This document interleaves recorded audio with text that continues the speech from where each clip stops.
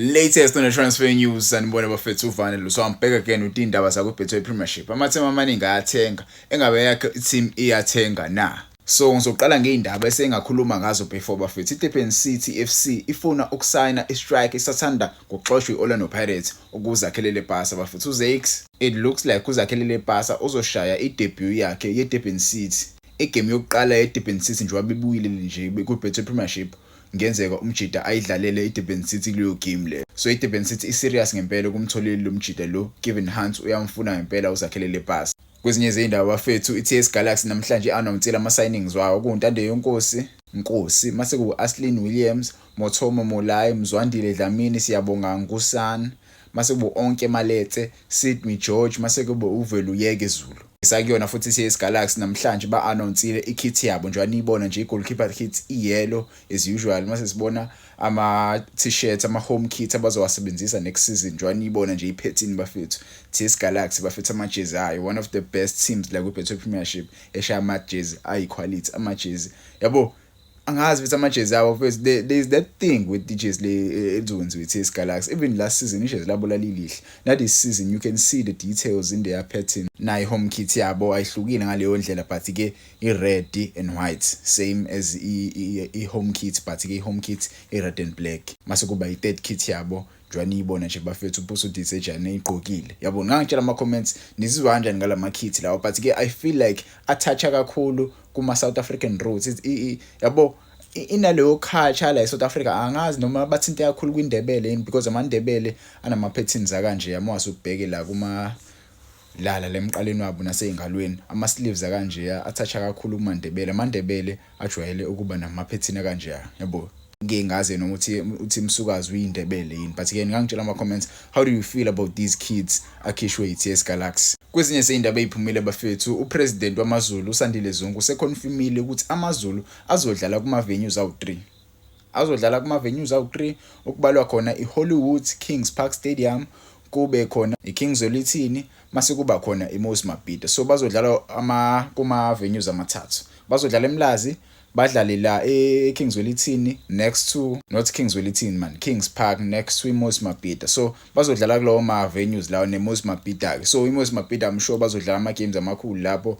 Orlando Pirates Sundowns Kaizer Chiefs masukuthi ama club lawo amancane ayodlala le eMlazi amanye adlale la eKings Park yabo asazi ke why eyenze lo decision but ke amaZulu they will play in 3 different venues coming this season. Kwezinye izindaba engizwile kuthiwa iKaizer Chiefs have reportedly triggered one year option to keep uNkosingphile Ngcobo kwiNaturela until 2027. Kuthiwa kune club enkulu yaseDutch emfunayo umjida. Njengoba bemfuna lo mjida lo so bafuna ukumfakela omunye unyaka ukuze le club emfunayo imthenge. Nokuthi imthole mahala kumele imthenge so ba triggerishile because icontract yakhe umjida biphela kulonyaka uzayo yabo ngo2026 sebechigarishile ukuthi ahlale for another year kwiKaizer Chiefs. Kwezinye izindaba bafethu iCentral midfielder umtheleleni Mthiyana una24 osejoyine iStellenbosch from MA40. Stellenbosch bafethu siyakha ngempela lento siyakhayo I feel like izobasebenzela. Kwezinye izindaba bafethu iclub yase Hong Kong iEastern Districts have joined the race to sign Oranga Chivaviro after his Kaizer Chiefs exit. Oranga Chivaviro ke bafethu amateam amfunayo iAzam leyaseTanzania if I'm not mistaken mase kuyiTS Galaxy kubiswelele neChippa United actually so iwona lama club lawa ngathi ama club are serious lawa. TS Galaxy is a serious club. They recently lost uZenad Zachmovic a striker sabo so they need a new striker. Swelele a newly formed team kuBetway Premiership babadinga abadlali so I think ukujoina kwakhe iswelele ngaba i-decision right naso swelele sinawo abadlali abaningi striker sabo bedlala eSuperSport United sedlala esikhukhune manje uBradley Grobler so they need a prolific striker ofika bashayela amagoli. Chippa United they also need a striker lapha kuChippa United yabo so nje ngempela lama team amfunayo ayamfuna impela it's up to yena ke nama agents akhe ukuthi ufuna ukuya yapi it's either ufuna ukuya le Asia noma hlale la khona eAfrica kwiAzam TS Galaxy swelele or Chippa United it's up to the player but I see uChivaviro living la eAfrica. I don't think uzohlala la eAfrica bafethu after le abuse ayitholile online from the Kaizer Chiefs fans after le abuse ayithola Asazi but anything can happen. Yabo imali ekhulumayo. Kuzoya kuyena umdlalo uthi ufuna ukuyaphi. Kwezinye izindaba bafethu iphuma namhlanje bafethu uSibisi ke has been named as a new Orlando Pirates captain omusha bafethu Orlando Pirates. I'm sure abantu abaningi bebelindele bebelindele uSesane but ke the decision was made. Iboard ikhethile ukuthi uSibisi ozoba ucaptain, vice captain will be uThapelo Gxoki, another vice captain kuzoba ubani, kuzoba uMbokazi.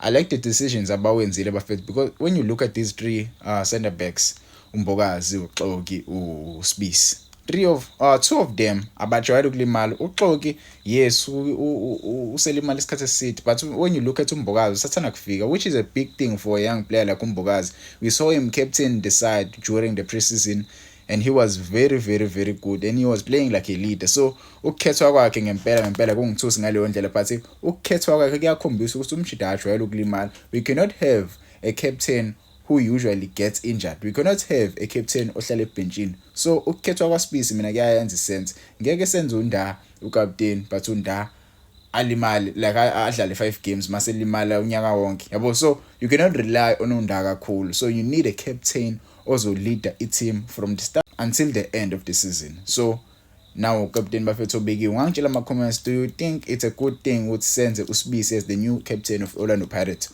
or we should have opted for uSesane? But now Sesane kwamanje usalimele, so you wouldn't pick a captain ingakaqala isizini. Ucoach uyena umkhethile ucaptain because uyena ubesa train isquad ahead of the season ezoqala. So bengakamboni kakhulu uSesane. He knows uSibisi because he has worked with uSibisi. He has played some few games with uSibisi. He knows how Sibisi handles himself. Yabo, now uSibisi ujwayele vele ukuba ucaptain nakuBafana when uRonan Williams engekho. So I feel like it was a good decision, but ke ungangitshela ama comments regarding the captain issue Orlando Pirates.